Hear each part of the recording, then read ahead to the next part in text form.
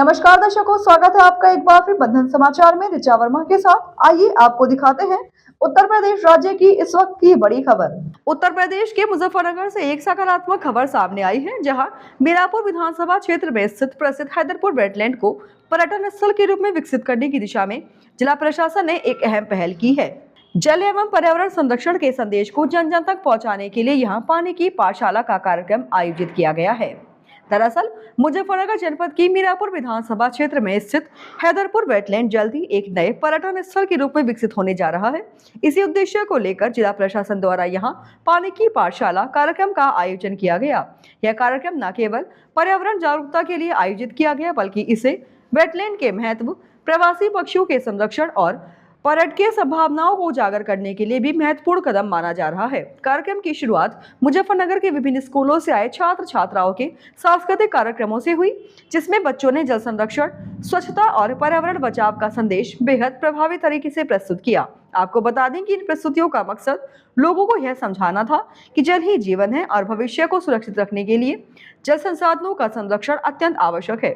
इस मौके पर कार्यक्रम की अध्यक्षता कर रहे मुजफ्फरनगर जिलाधिकारी उमेश मिश्रा ने स्वयं बच्चों और उपस्थित लोगों को जल बचाओ पर्यावरण बचाओ को लेकर अपने ख्यालात का इजहार किया।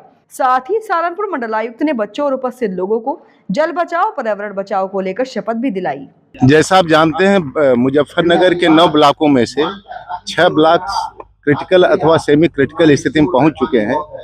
तो ये गंगा और जमुना के दोआब में स्थित यह जल के रूप में बड़ा प्रसिद्ध जगह थी। बहुत यहाँ प्राकृतिक रूप से जल बहुत ज़्यादा पाया जाता था, लेकिन आज ने हम लोगों ने अतिदोहन करके इसको क्रिटिकल श्रेणी में पहुँचा दिया है।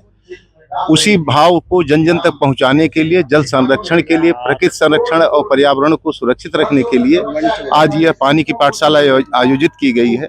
हमने सोनाली नदी और गंगा नदी के इस तट पे दोनों तरफ अपार जलराशि है, इसीलिए आयोजित किया है कि बच्चे और जो बुद्धिजीवी हैं वो देखें।